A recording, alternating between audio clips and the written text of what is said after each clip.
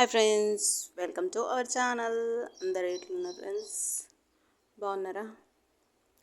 మా పిల్లలకైతే స్కూల్ అయితే స్టార్ట్ అయిపోయింది. అందుకని స్నాక్స్ కోసం అయితే అటుకులు అయితే ప్రిపేర్ చేసుకొని పెట్టుకుంటున్నాను.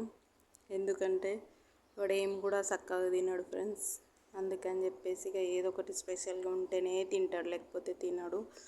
మళ్ళీ అటుకులలో మెయిన్లీ అంటే ఎక్కువ పల్లీలు ఉండాలి. పల్లీలు తీసుకుంటేనే తింటాడు.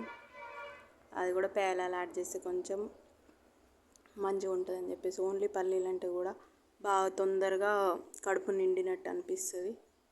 అందుకే నేనైతే ఇది చేస్తున్నాను. వామ్మో, స్కూల్లో ఏమో కానీ గవర్నమెంట్ స్కూల్ మాకు దగ్గరలో ఎక్కడ కూడా లేదు ఫ్రెండ్స్. రియల్గా చెప్తున్నా కదా, ఫీజులు మాత్రం ఘోరంగా అంటే ఘోరంగా ఉన్నాయి. ఒక్కొక్క స్కూల్కి 30 ఎబో ఉంది ఫీ అయితే 1 ఇయర్కి. అసలు పిల్లల్ని కన్నంతలో పోషించుతామో పోషించలేమన్న ఒక్క భయం అయితే నా లోపల పెరుగుతుంది ఫ్రెండ్స్. రియల్గా చెప్తున్నా. కన్నంత మాత్రాన ఇంత కూడా చేస్తామో చేయలేమన్న బాధనైతే ఎక్కడనో ఉంది. ఎందుకంటే ఇప్పుడు నాకు దగ్గరలోనైతే ఎక్కడ కూడా గవర్నమెంట్ స్కూల్లో అయితే లేవు. మాకు దగ్గర ప్రైవేట్ స్కూళ్ళల్లో అంటే ఫీజులు అయితే ఘోరంగా. బుక్స్కే 3500 అయిందంటే ఎవరైనా నమ్ముతారా? ఓన్లీ బుక్స్, ఇంకా యూనిఫామ్ కాకుండా, షూ కాకుండా, ఇంకా ఏం కూడా స్టడీ పరంగా అవన్నీ ఏం కాకుండా ఓన్లీ బుక్స్కి అంత అమౌంట్ అవుతుంది. ఇంకా ఫీ అయితే ఇక చెప్పనవసరం లేదు. అంటే ఎవరికి చెప్పుకున్నాను, ఎవరు ఇస్తారన్న అయితే అలాంటి ఇంటెన్షన్ తోటి అయితే కాదు చెప్పడం. అంటే ప్రస్తుతం ఉన్న సిచ్యువేషన్లో ప్రతి ఒక్కరింట్లో సేమ్ ప్రాబ్లం నాకు తెలిసి. ఎందుకంటే ఉన్నోళ్ళ గురించి అయితే మాట్లాడుకోవడం కూడా తప్పే నాకు తెలిసి. ఎందుకంటే వాళ్ళకు ఎంత ఉందో వాళ్ళంతా ఖర్చు చేయడానికి కూడా సిద్ధంగా ఉంటారు. కాకపోతే పుడితే ఉన్నోళ్ళ లెక్కన పుట్టాలి, లేకపోతే లేనుళ్ళ లెక్కన పుట్టాలి. లేకపోతే ఈ మధ్య తరగతిలో పుట్టినామనుకో, మనము బాధలు అనుభవించి మన పిల్లలు కూడా సేమ్ సిచ్యువేషన్ ఫేస్ చేయాలంటే చాలా అంటే చాలా బాధ అనిపిస్తుంది. ఇది మాత్రం రియల్. ఇది ఫేస్ చేసే వాళ్ళకి అర్థమవుతుంది, ఏదో చూసేటోళ్ళకి అర్థం కాదు. ఏమైంది, ఖర్చు చేయడానికి రాదా, అట్లా ఇట్లా అని చెప్తారు. అమ్మో, మేము చేసినంత ఖర్చు నువ్వైతే ఆయనతో కూడా చేయలేవు. ఇంటికి వచ్చిన వాళ్ళకి ఛాయ్ కూడా పెట్టిన వాళ్ళు కూడా పెద్ద పెద్ద మాటలు మాట్లాడతారు. అట్లా చాలా సిచ్యువేషన్స్ అయితే జరుగుతున్నాయి. కాకపోతే చిన్నపిల్లలని అంటేనే నెగ్లిజెన్స్ అయితే అస్సలు చేయొద్దు. మన వాళ్ళు ఎవరు లేరు. ఎవరిని మీద కూడా మన పిల్లల్ని నమ్మడం పెద్ద తప్పు.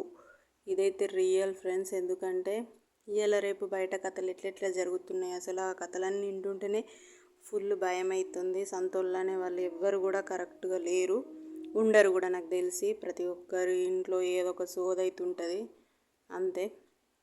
అంటే సోది అట్లా ఇట్లా అంటున్నా నేను, ఏం ఫీల్ కాకుండా. కాకపోతే this is the real reasons. ఎన్ని ఉన్నా కానీ మనుషులు ఎప్పుడు ఎలా మారుతారో ఎవరికి కూడా తెలియదు. మనల్ని పుట్టించిన దేవుడికే తెలుస్తలేదు మనుషులు ఏంది ఇట్లా తయారవుతుండ్రు అన్న స్థితికి అయితే మనుషులైతే వచ్చేసిండ్రు నాకు తెలిసి ఆల్మోస్ట్ ఆల్. ఎందుకంటే కలియుగంలో ఏమైనా జరగచ్చు అన్నదానికి ఇదే ఒక నిదర్శనం కావచ్చు. కాకపోతే అందరూ కూడా మెయిన్గా అంటే ప్రభుత్వ స్కూళ్ళకి పిల్లల్ని పంపించే ప్రయత్నం అయితే చెయ్యాలి నాకు తెలిసి. ఎందుకంటే నేను కూడా ట్రై చేస్తున్నా కానీ మాకైతే దగ్గరలో ఎక్కడ కూడా స్కూళ్ళు లేవు. మళ్ళీ మా బాబు కొంచెం చిన్న ఉన్నాడు కాబట్టి వాడు నడుచుకుంటూ పోయి వచ్చేటంతనైతే లేదు. ఆయనకంటూ ఒక్కరు ఉండాలి పక్కన. అది బాగా ట్రాన్స్పోర్ట్ ప్రాబ్లం కూడా ఫుల్ ఉంది మాకు.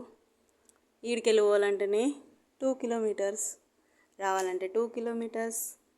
అయితే ఈ డ్యూటీకి బాగా అంటే బాగా డిస్టర్బెన్స్గా అయిపోతుంది. కాకపోతే ఏం చేయలేము. మన పిల్లల కోసం ఎంత కష్టాన్నైనా ఇష్టం కొద్దీ చేస్తేనే వాళ్ళని పేరెంట్స్ అంటారు కదా. అది అంటారో అనరో తెలియదు కానీ ఎంత కష్టమైనా మన పిల్లలకు మనం చేసుకుంటే ఆ తృప్తి వేరుంటుంది. ఎందుకంటే ఇప్పుడు ఆటోలు పెడదామన్నా కానీ ఆటోలు కూడా అసలు ఒక్కరు కూడా కరెక్ట్ ఉండట్లేదు. ఇదైతే నిజం ఫ్రెండ్స్. ఎవరేమనుకున్నా అని ఇదైతే నిజం. ఎందుకంటే వాళ్ళు నెగ్లిజెన్స్, మన పిల్లల మీద ఇంకొకరు కేర్ తీసుకుంటారు అని అనుకోవడమే పెద్ద తప్పు. మన ఇంట్లో మన పిల్లల్ని మనల్ని చక్కగా చూసుకున్నప్పుడు బయట వాళ్ళు ఎందుకు చూసుకుంటారు? ఇదైతే రియల్ ఫ్రెండ్స్. అందుకనే ఎవరి పిల్లల బాధ్యత వాళ్ళే తీసుకోవాలి నాకు తెలిసి. అంతే తప్ప ఇంకొకరు వాళ్ళు చూసిండ్రు కదా అని అన్న ఉద్దేశంలోనైతే ఎవ్వరు కూడా ఉండకూడదు. Thank you for watching. Bye friends, take care.